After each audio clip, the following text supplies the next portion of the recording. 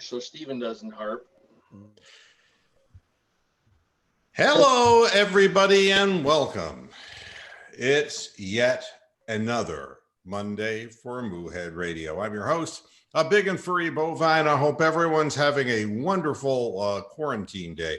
I'm going to put this link up now because I can. Babooey. All right, so now everybody knows where we are there. All right.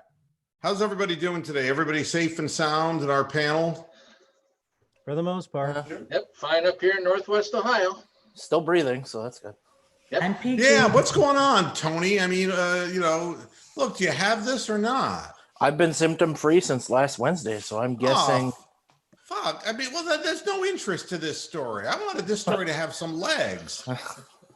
Well, Minnesota has some sports stories, right? Tavares Jackson, currently Pound's mom. Yeah. I mean, Tavares Jackson, he couldn't make a pass on the highway, let alone make a pass on the Oh, man.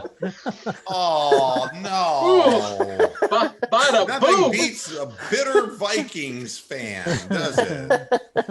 We can talk about Dak Prescott turning his house into Golden Corral. I'll tell you, there's some sports stuff that we need to cover today, but I wanted to start the program. Hey, with I a suppose that's discussion. better than turning it into a golden shower. Good point. Speak for yourself. Rox, your thoughts. Comment? No, there's nothing forthcoming on that. This is a hard stance show. Sometimes I believe you have to talk openly and honestly about things, and I don't mean to put people on the spot, but the story that's breaking out of Kentucky is a very interesting one from the standpoint of what constitutes civil disobedience that is acceptable or unacceptable. And I know that in some instances, historically, civil disobedience has been the catalyst for change in our country, in our society. Other times, it's been looked upon as a negative.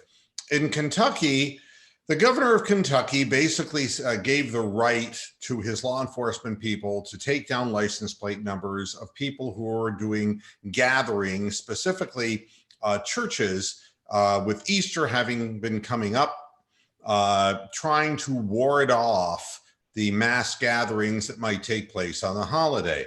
And sure enough, one of the reverends jumped right in and decided that he was going to hold an Easter service in person. It's kind of an interesting story. The worshipers were assembled by one Reverend Jack Roberts, this being reported from a small town, I believe it's called Maryville, Kentucky. I don't know exactly. It's the Maryville Baptist Church. And it was a virtual full house on casino night. No, it was a near full house for its Sunday Easter service, despite the orders from the state to avoid in-person services. Now, there are some interesting details of this because they did follow through to take license plate numbers, so that they could at least pretend that they were going to enforce a 14-day quarantine. What the state said is you can go to an in-person service, but you have to then self-quarantine for 14 days. And obviously the Reverend had different ideas and said that he himself personally would not self-quarantine. For those curious, Maryville Baptist Church is located in Louisville. So it's it is just in Louisville? Okay. Yes, it's like a little burb of Louisville. Gotcha. All right. So there's two sides of this coin, including the Reverend himself, who says that he has and his church has a constitutional right to continue in-person church services. And Sunday, dozens of families attended the Easter service. All right.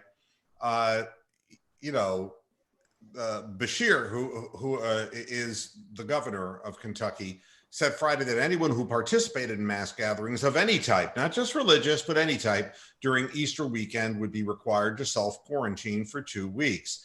The troopers placed notices under windshield wipers on cars that said, in part, this vehicle's presence at this location indicates that its occupants are present at a mass gathering prohibited by orders of the governor and the Cabinet for Health and Family Services.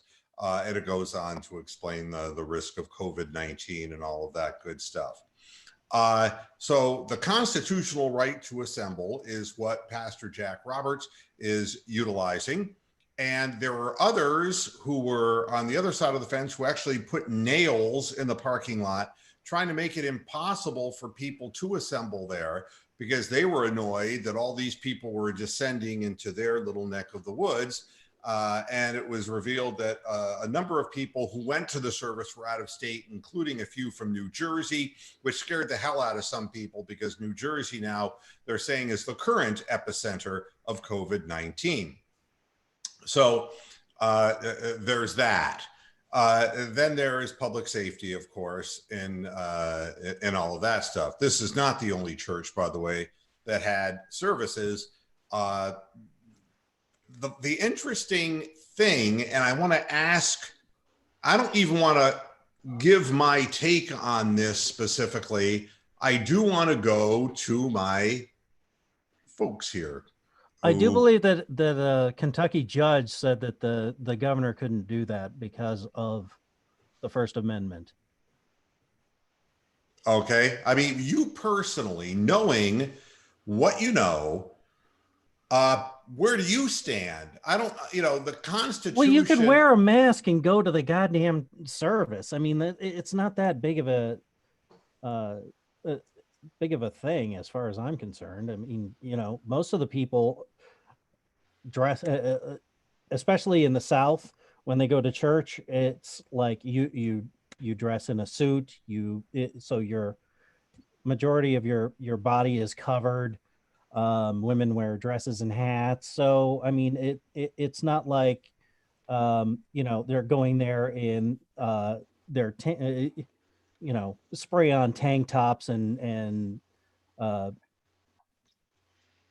fucking BVDs and rubbing up on each other and hacking. So and what is your position on this? Do you feel that they should be allowed to assemble in person? Yeah. I mean, if they're willing to, and I would stress to, if I were their pastor, I would be stressing to them, go ahead and wear your masks. Let's all gather. Let's get through our service and, continue on with that part of our lives and continue with our faith, because, let's face it, we kind of need that right now. And again, let's point out that there was no evidence of people wearing masks at the service. It was an assemblage of people who were just doing a regular Easter service like they would any other year. All right. Not making a bigger deal of it, not making a lesser deal of it, but just doing what they do every Easter. Tony, do you have a take on this? I do. I think it's a bunch of bullshit that we're going to take away people's civil liberties for a disease, and we're going to crash the economy too, for a disease that is the median death age is like 72, and B, has a 97% survival rate. There's ways of going around this. Limit the number of people that can be there. Limit the space between people. Hey, if you're Moo and Roxanne go and Brian and Tony go, okay, Moo and Roxanne, you're a couple. You understand the significance. You guys can be together. Tony got to go 6 feet. Brian goes 6 feet. I don't understand why we have to, crush civil liberties here over. But again, I'm just going to juxtapose this or interpose this, that there were no distancing practices going on in the church, that they were packed into the church like they normally would be on any other Easter, any other year. Okay. So what you're saying is they should be able to go, but there should be social distancing involved in the church. The Yes. problem with that is, how do you know how many people are going to show up to the service, and how do you guarantee that kind of distancing? Well, you limit the number of people. You have security guards at the front of your church say, hey, we are limited to 100 people in the church. Or at the very And- least, ushers. Yeah. All Just right, tell them, so- hey, we can't let any more in for your safety and ours and for the safety of your peers. Or We if you're will- going to we- exceed that, hold the damn thing outside. If you want to sit in your car, and hey, if you're the church, how about broadcast the service on a loudspeaker outside? People can sit in their cars and pray. Well, you know what the interesting thing is, and I'm just going to play devil's advocate, is that most of the churches in my area anyway are going online with their services, allowing people to participate in services online. And it doesn't seem to be a problem. One of the interesting things that I will bring up is that upon arriving to find nails on the ground put up by the other side, the way that the church members assembled was to have their license plates covered so that their license plate numbers could not be taken. And this is, again, what I'm talking about today is civil disobedience. When is civil disobedience tolerable, and when is it intolerable, Rick?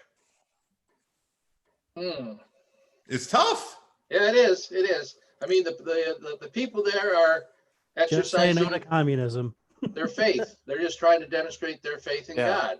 And I was thinking of this. I thought this would be an excellent idea to incorporate the drive-in theater again.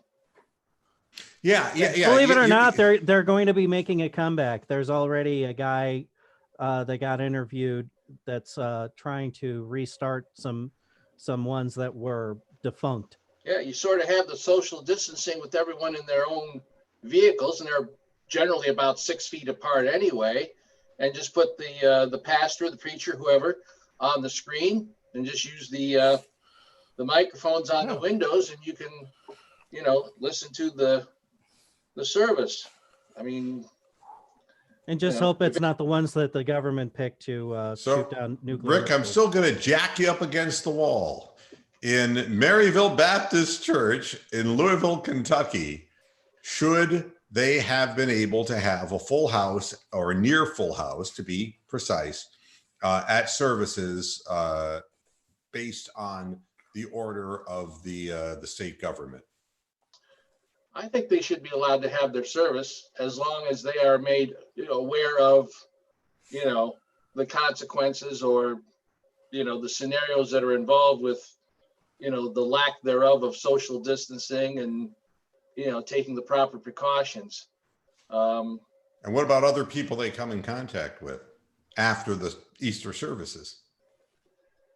Well, you better know what you're getting into once you step inside the door. You have the opportunity to either wear a mask, or you could bring some sort of gloves. Maybe the women may have worn gloves as part of their outfit. You don't know,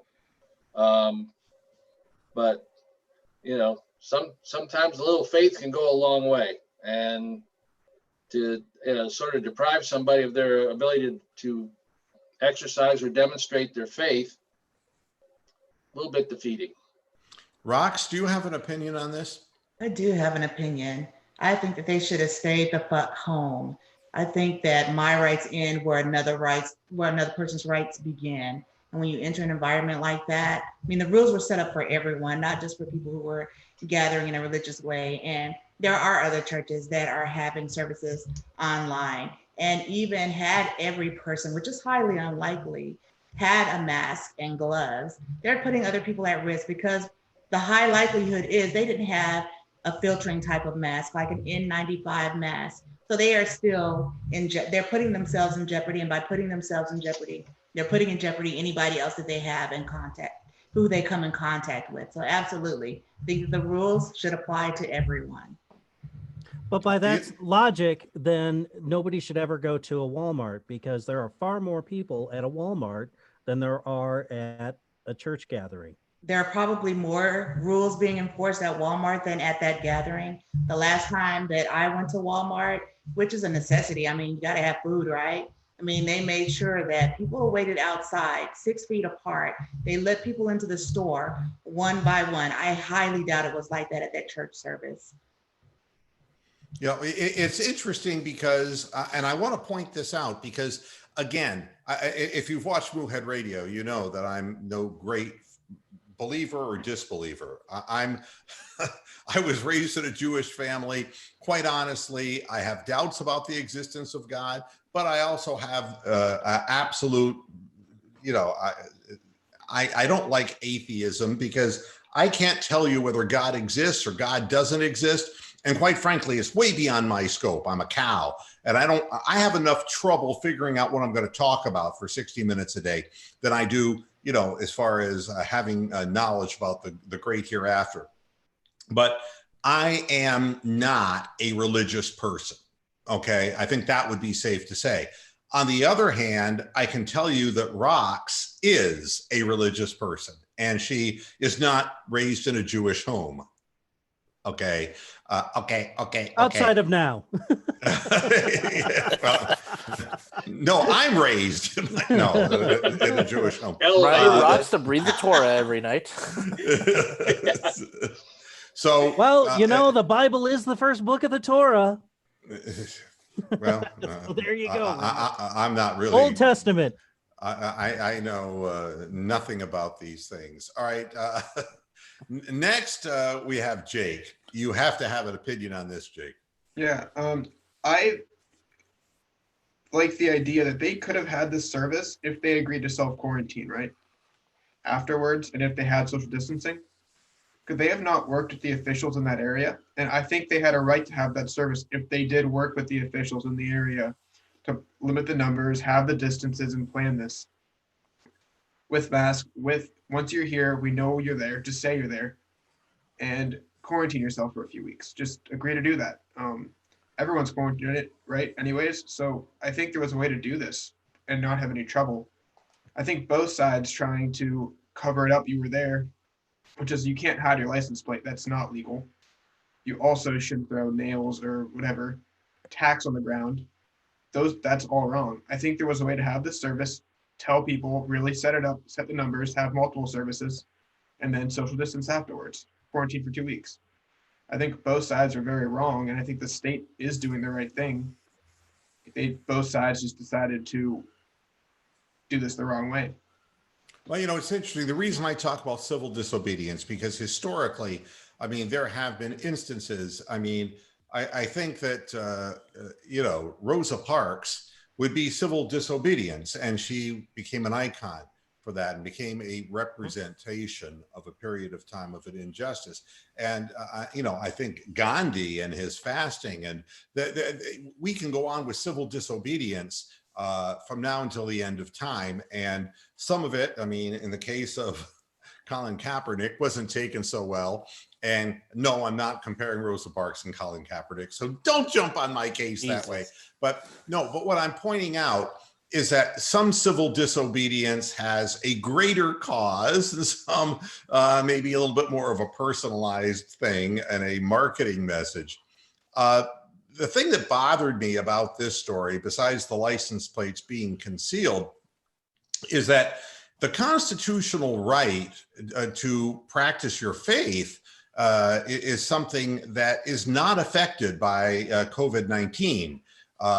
You can continue practicing your faith. You may have to practice it in a different way. No different than the way I have to go to a supermarket when I do need food to wear gloves and to wear masks and to go at a certain time of the day.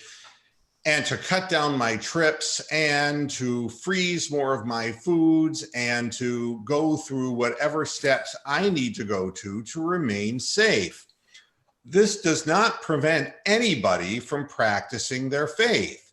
It just means you have to practice your faith more carefully. And what this tells me is that this is not civil disobedience. This is a circumstance where somebody says, we don't want to change the way we're doing this. But we have to realize that at least for the next couple of months, our lives are going to be changed. After that, we'll probably forget about this unless it comes back again in the fall. We're going to forget about this. We're going to say, oh gosh, you remember the 2020 COVID-19 thing.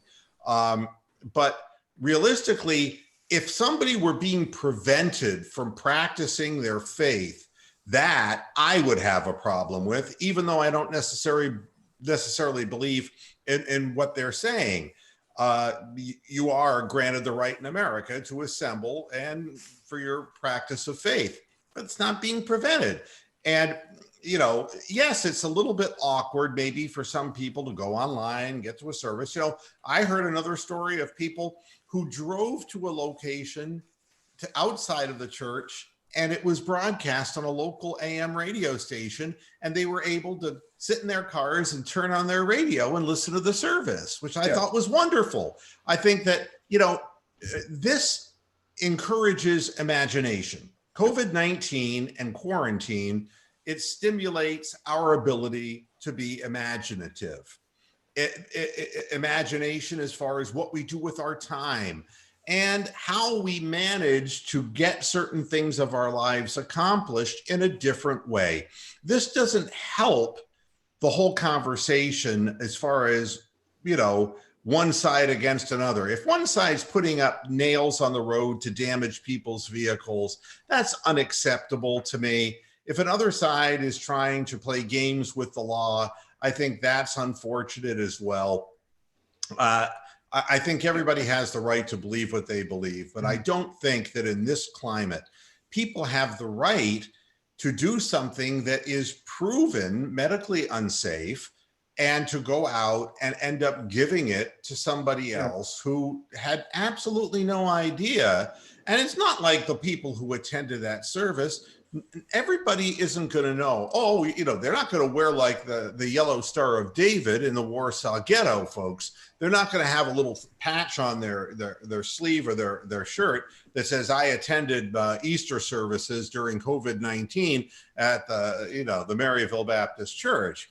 So people who come in contact with them will not know that they came in contact with somebody who is potentially, positive. And I think that's one of the things we're trying to prevent. It's a sticky wicket. It really is. And I don't buy the constitutional rights argument, but at the same time, I don't think that this is a time for people who are naysayers to be doing things that are potentially damaging to the vehicles of people who showed up. If they would have broadcast the thing on a radio station, and believe me, AM radio stations right now, I mean, there's no advertisement, and AM radio died a long time ago, and I'm sure that there are frequencies that would do this. As a former radio station owner, I know that if I were in business now, I would have granted church time on my AM radio stations, because there were more than one of them, because we weren't selling anything on them. And honestly, it would have been a way to assist. And again, it's imagination. It's how everyone works together to get something done. But this to me was a great disappointment reading about this. And everything now is kind of an us against them thing. And it's unfortunate. Standing your ground for whatever it is you're standing your ground for. But religion is not being threatened here. And it's not going to be threatened on this program. And it's not going to be threatened anywhere in Kentucky, because believe me, Governor Beshear would never be able to get elected in that state without the Christian vote. Kentucky is a conservative state. And you know how that goes. Politicians go where the votes are.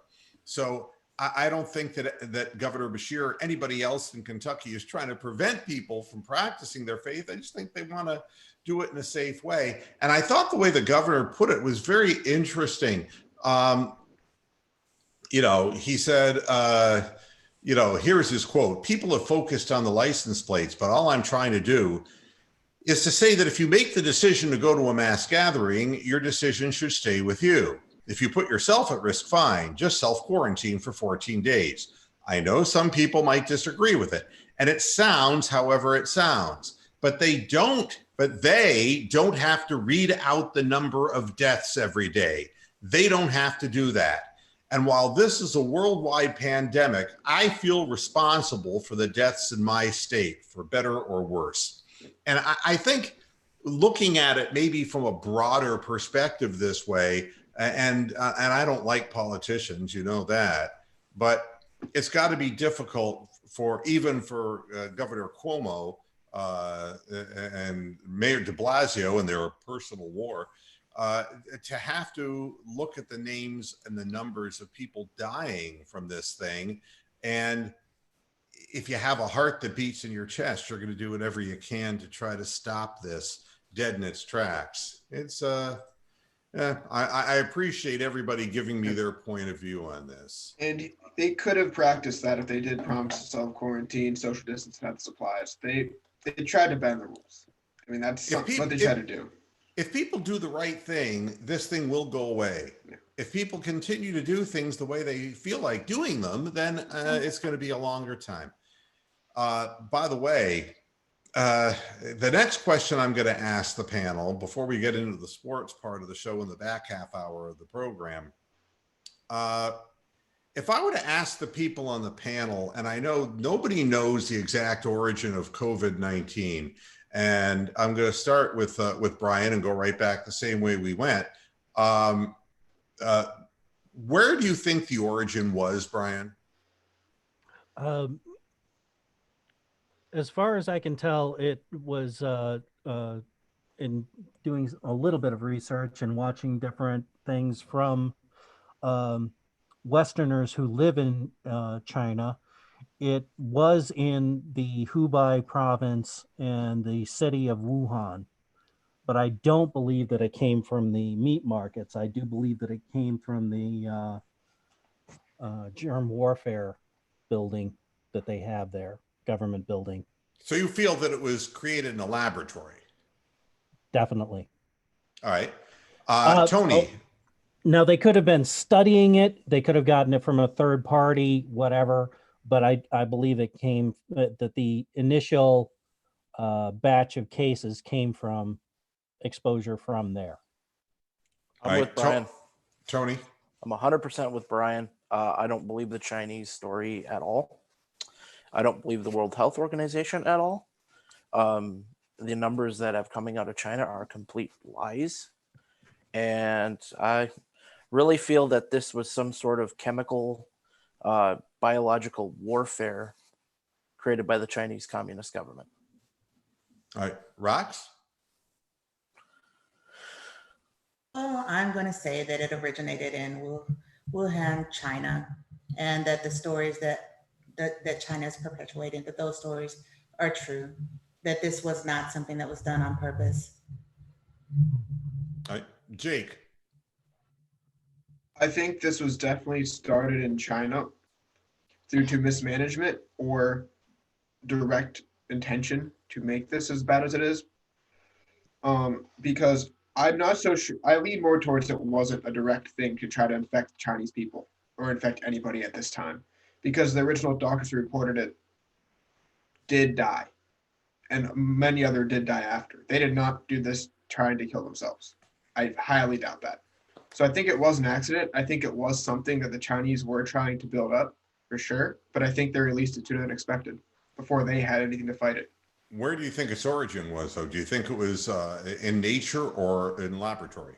I think it was through laboratory-based work, and it was just mastered there. And they figured out this virus can't damage the lungs. And Rick? I think it was in China. I'm not sure if they realized what its potential was, and possibly underestimated what its capabilities were. But and then after that, you hear one story, then another, and then another, and before you know it, get enough layers, you spend the rest of your time trying to figure out what's right, what's wrong. So we just know that it's here. And do you think it was in nature or from a laboratory? Oh, I'm sort of thinking more towards the laboratory thing. Well, Somebody had a little control. The reason I'm asking, nearly 30% of Americans in a poll from the company Pew said that they believe that the novel coronavirus was likely created in a lab. All right. So you're with the 30% who believe that way. 23% of adults polled say they believe the virus was created intentionally. This is almost certainly not true according to scientific sources, but according to the genetic detectives studying the virus's origins. Now, 43%, a plurality, but not an overwhelming majority, said the virus likely came about naturally. So we're talking about, 43% versus 30%. There is a lot of questions about this. Me personally on this, never going to know the answer. I think there were a lot of people who felt, where did AIDS come from? And was AIDS something? And we actually heard messages from people saying that it was God's condemnation of homosexuals. And that was a belief that was espoused vocally in the United States. And there were also everything from monkeys in Africa to, case one, who was a male stewardess who carried the AIDS virus. And we never really did find out what the real origin of the disease was, except it was believed, just like in this case, that it was transferred, just like SARS, they said, was transferred from animal life to human. And we don't know exactly how that happened. I think it's a greater illustration to say that the people on our panel who agree with the 30%, it says that we don't believe very much of anything anymore. And it's getting harder and harder as we're surrounded by different messages to believe anything or anyone. It is disquieting, to say the least. I mean, the stories we were told is that it came from bats. Yeah, right. The Chinese people have been eating bats for thousands of years. They've been eating these different types of cats and dogs and animals in these markets. Every animal in the Chinese zodiac is on the for menu. Thousands of years. And then all of a sudden, one day, all this food is gonna mysteriously carry this global pandemic-causing virus. Give me a break. Let's move over to sports because the NBA. Enough of this. Yeah. Ozzy Osbourne would have been gone by now, I think. Yeah. Honestly, I think these things are important to talk about and in a constructive way, because I'm not sure, the rights and wrongs, the lefts and rights, or whatever. We're living through a very, very polarizing time. The NBA is throwing out an idea, a 25-day program for players to go through before they resume playing basketball games, including an 11-day stretch of individual workouts in which they could maintain some measure of social distancing while ramping up training and activity. Then, if permitted by medical officials, the idea would be to allow for 2-week training camp with entire teams participating. First of all, again, this is your show today, panel. Do you think that there is, and we're going to go backwards to start with Jake, do you think that there's any reason to believe that the NBA, if it continued from last season, that the team that won or that would end up winning would be really universally accepted? And two, do you think that it's really going to jeopardize the health of players regarding soft tissue injuries and other injuries?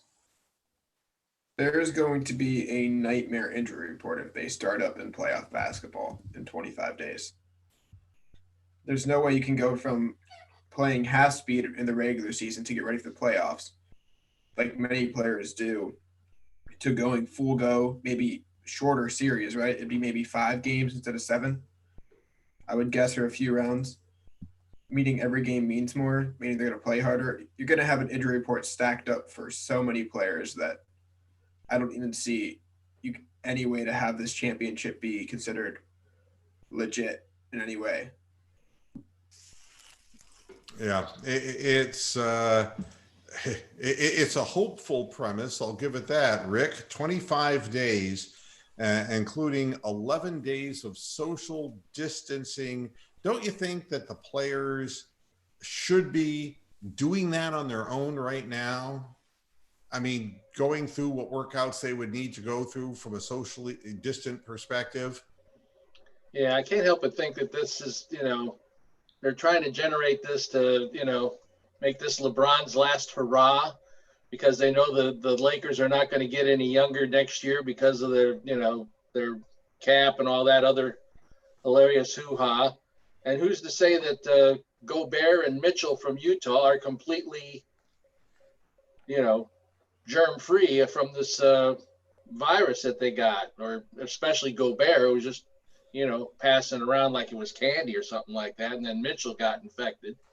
Are we sure that they've completely, cured themselves of this? And, is there something else down the road? Otherwise, if they want the social distancing, we're going to see a whole bunch of 3-point shots from 40 feet away. And at the end of the day, when if they actually get through this, whoever's the champion is going to sit there and look at their championship banner, and it's going to have one great big asterisk right in the corner. Yeah, all right, Tony. Yeah, I think they should just shit can the entire season. Nobody wants to see them play. Nobody wants to see them play right now, especially with empty arenas. This morning I was watching, it was like 12:45 in the morning, and I'm a Nighthawk anyways. So I was up and I was fuddling around, and I noticed a live stream on the MLB network was showing the Chinese Professional Baseball League had their first games, nobody in the crowd. I mean, some guy was running to first base and he tore his hamstring, and you could hear the screams, and nobody wants to see this. Imagine empty arenas, Draymond Green going for, or, Draymond Green protecting the lane, and, Colin Sexton driving in and getting clotheslined and his teeth knocked out. Nobody wants to hear this. Just cancel the season, get them an off season, and start fresh in October. Brian? Yeah, I'm pretty much with Tony on this one. There's no point in trying to cram something together just to say you have a champion when everybody is no longer in game shape. And, for the guys that were injured, this has been a blessing because now they have that much longer to actually heal. But they're better off just, especially since the guys aren't going to be going to Tokyo to play in the Olympics. Forget it.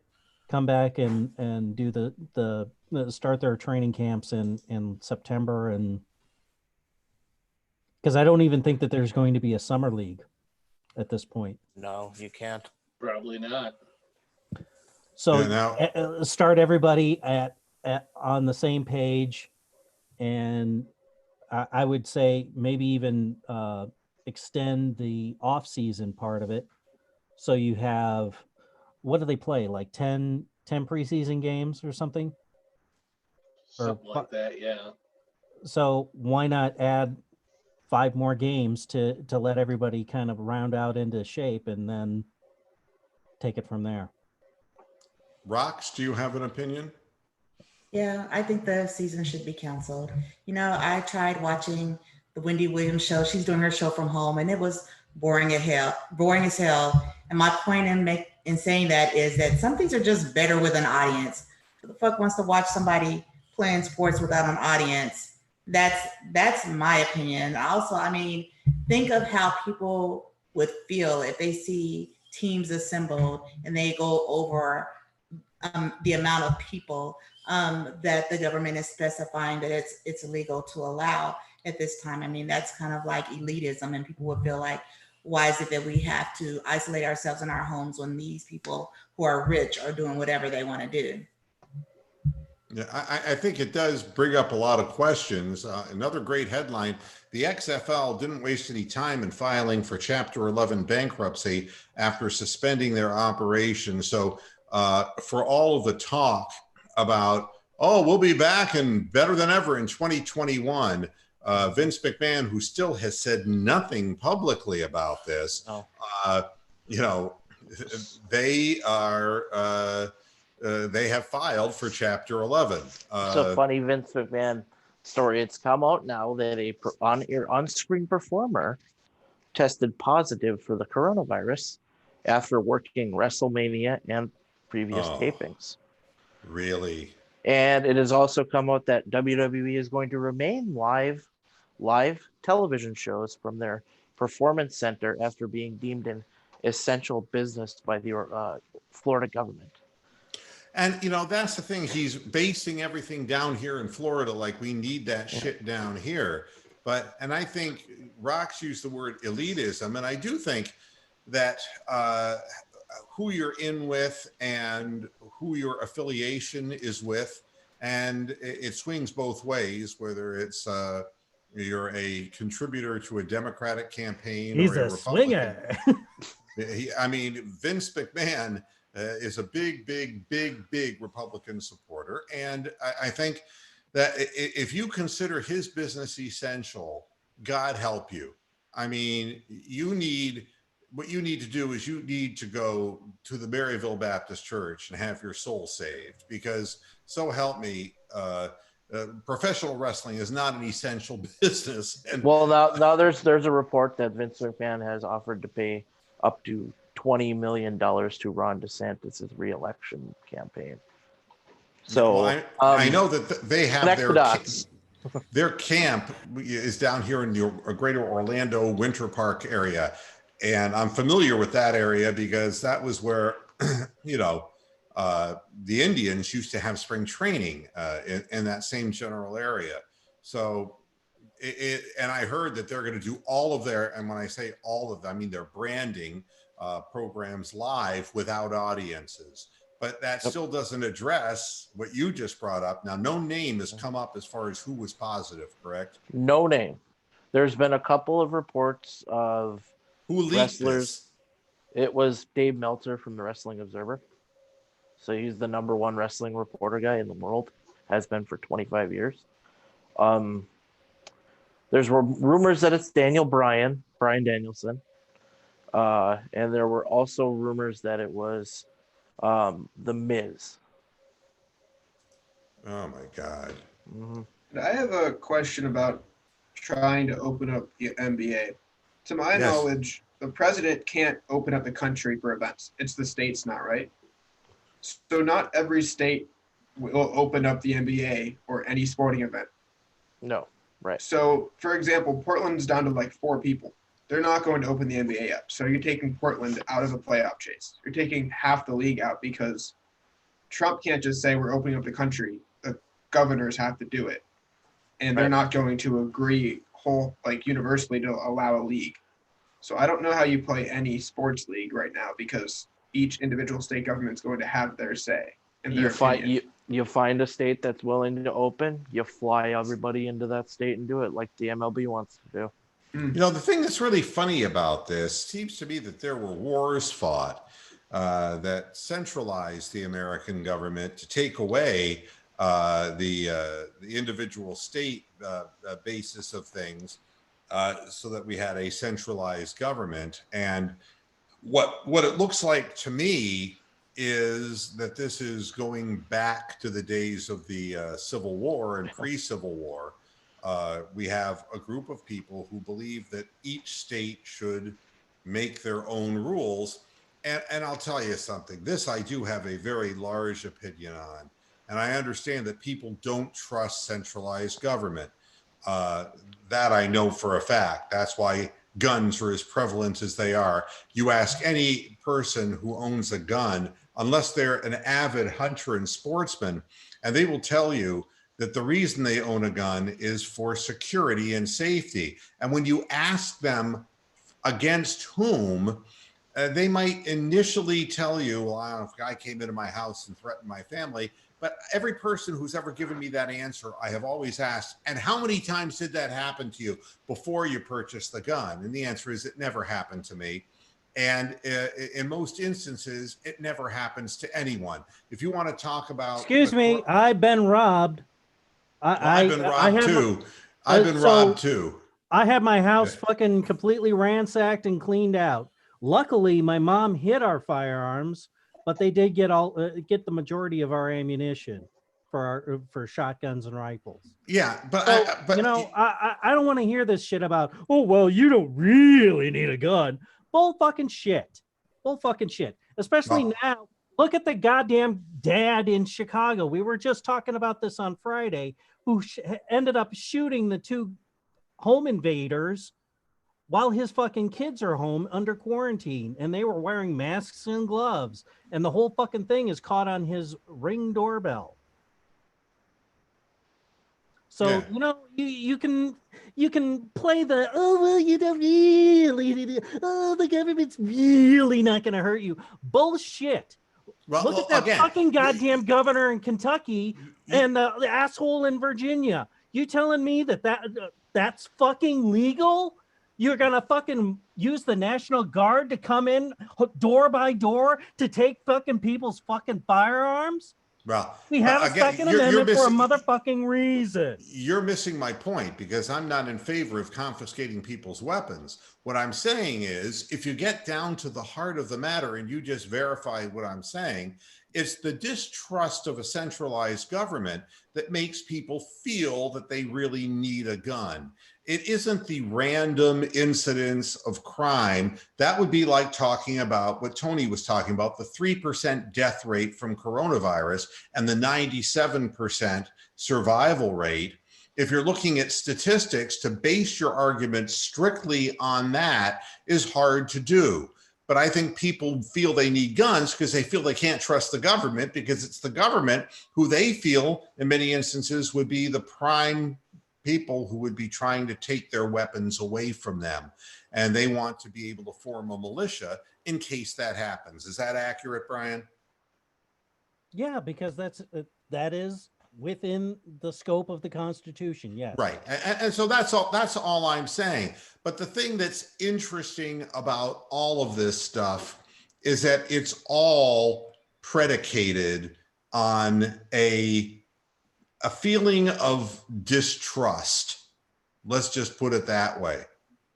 And, I don't know, from a gun ownership perspective, I don't own a gun. I don't own a weapon. Do I think the government is out to get me? Well, I think in a lot of ways, the government hurts citizens by overtaxing them, by giving favoritism to groups, privileges to groups. I think that without a question, that's the case. But a centralized government is necessary. That's what the United States of America stands for. It stands for a centralized government, that we are united under one flag. There are going to be some instances where the centralized government has to make decisions and determinations. And I don't think that that's that's the security of the nation as a whole, borders. Okay, that's what it was for. Negotiating treaties with other countries. That's what it's for. All of this fucking regulations and all of this illegal horseshit that they've been pulling off for the last 150 some odd years, it isn't anywhere in their actual purview. They've voted themselves this power. They've usurped this power. No. The executive branch is not supposed to have all of this shit. All I know is this, the legislature, it's almost impossible to legislate anything. And I think that's what our panelists are saying regarding sports. how can you put together an assembled league when every state has a different ruling on how to handle it? And it would seem impossible. And it's just like the COVID-19 thing. It's very difficult when every state has a different regulation in place. And Well, that's why the governors would have to get together and hash this out.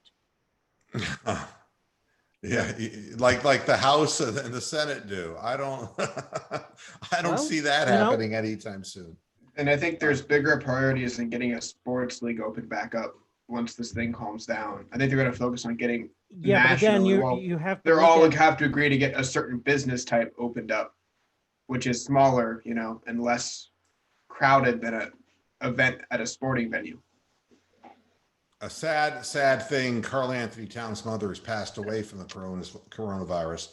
And Tony, are you still with us? I'm here. Yeah, that's got to be a difficult thing, huh? It sucks for the guy. I'm not going to be like total conspiracy because she's been battling this thing for a month. So I'm thinking there's some sort of underlying health concern here, health issue there that helped contribute to it. But now is not the time to do that. But I do feel really bad for him. And, she was his number one. You'd always see her on TV cheering him on. And, when him and Joel Embiid would get into it, she would be in Embiid's face, calling him a fucking motherfucker. Tried to fight Joel Embiid. That was her claim to calling fame. him, That a was dirty, awesome. N-word and all that other shit. So she was a cool person, and rest her soul. I mean, what's this thing about NASCAR? Do you see this? Yeah, the virtual race and Kyle Larson. He He's used a the hard R in a virtual race. Yeah, he's a NASCAR racer, and he was racing a friend of his who was a black guy on an iRacing stream last night, and he said he called him the nigger, and it got caught on camera, and he was told He's suspended indefinitely by NASCAR. But you want to talk he has no about sponsors? They all ditched him. Like, yeah, I don't see him getting back into a car with NASCAR. Instant death, and it's again, it's like Bubba Wallace freaking out on live TV. I mean, yeah, it's like you're live all the time. You're live all the time. I mean, when you're doing virtual gaming, you're live all the time, and people are going to follow you if you have a name. You say something that gets caught, even if you're playing this on some kind of an online game or whatever, they're going to know who you are and somebody's recording you. And this was just, I just shake my cow head and I say, that guy basically deserves no job. The worst part was initially he wasn't on screen saying it, so they thought somebody else said it. And the sponsors there for him were actually calling immediately to NASCAR saying, "No, we're done with him." But he had to, and he was trying to hide it for a second, being like, "I didn't say that it was him." Like, no, you said it, dude. Yeah. And then they had to correct it all. Well, then when you lie about it, then it's really, over.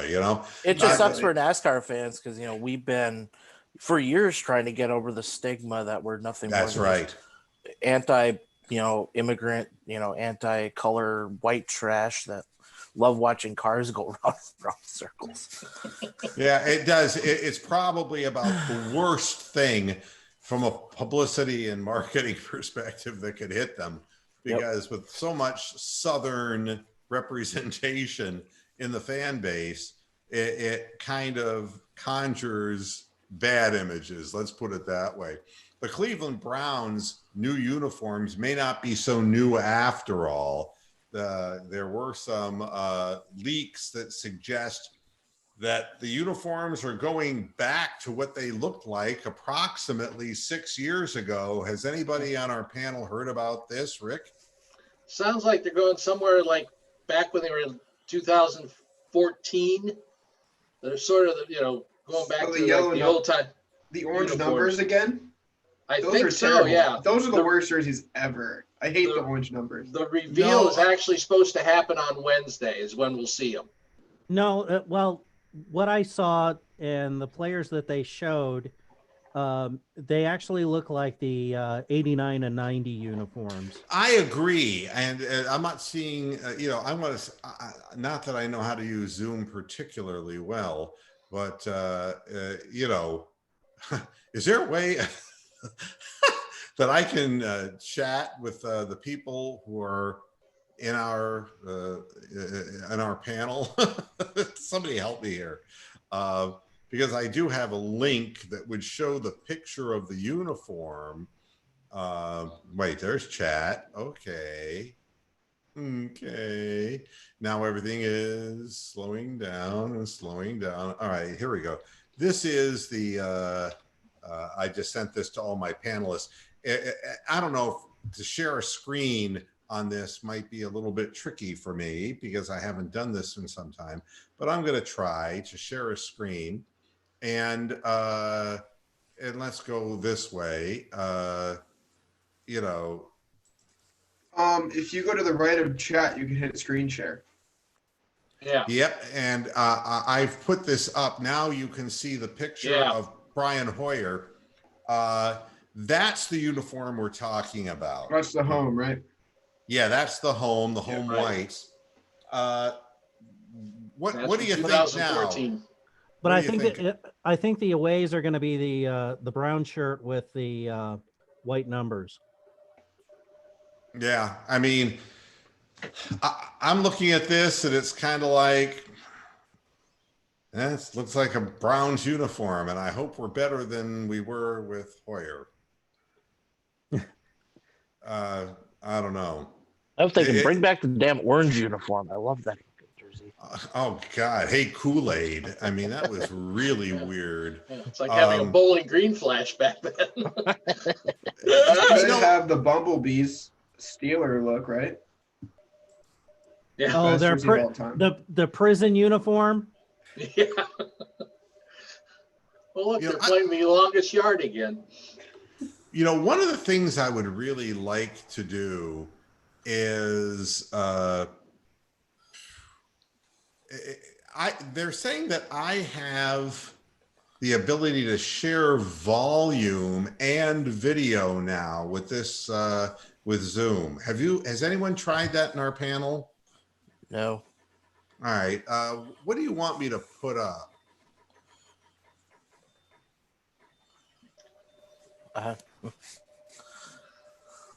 The Golden Corral feed at Dak Prescott's house. Jeez, Let's have some thinking? fun. Let's have some fun here. If I go like this and I say that I want to share something, let's see if I'm actually Well, I've clicked the share button, but I don't know if you guys can see it. Well, click the Sunny button, would you? I can see. I can. I'm viewing Brian's screen. I was, and now I'm not. All right. Here's what I'm going to do. Share Oh, computer sound and optimize screen sharing for video clip. Okay, here, check. Now you can try and check this again. It should come up on mine. Is it?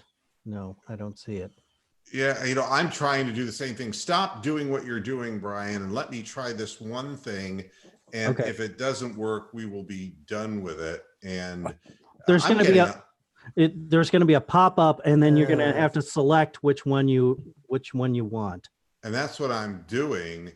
And now optimize screen sharing and share. And let's see what this does. Oh, here we go. All right. Here's a 1970s, what you think is a one-hit wonder. Let's see. Are you hearing this? I am. Yes. Yeah. All right. Very few people know as you're watching this. See the guy singing? Yep. His name is Tony Burrows. And this group was not the Edison Lighthouse. It was Tony Burrows back in the 1960s, where he had 3 #1 hits in the same year. It actually was in 1970. He had 3 #1 hits with 3 different band names.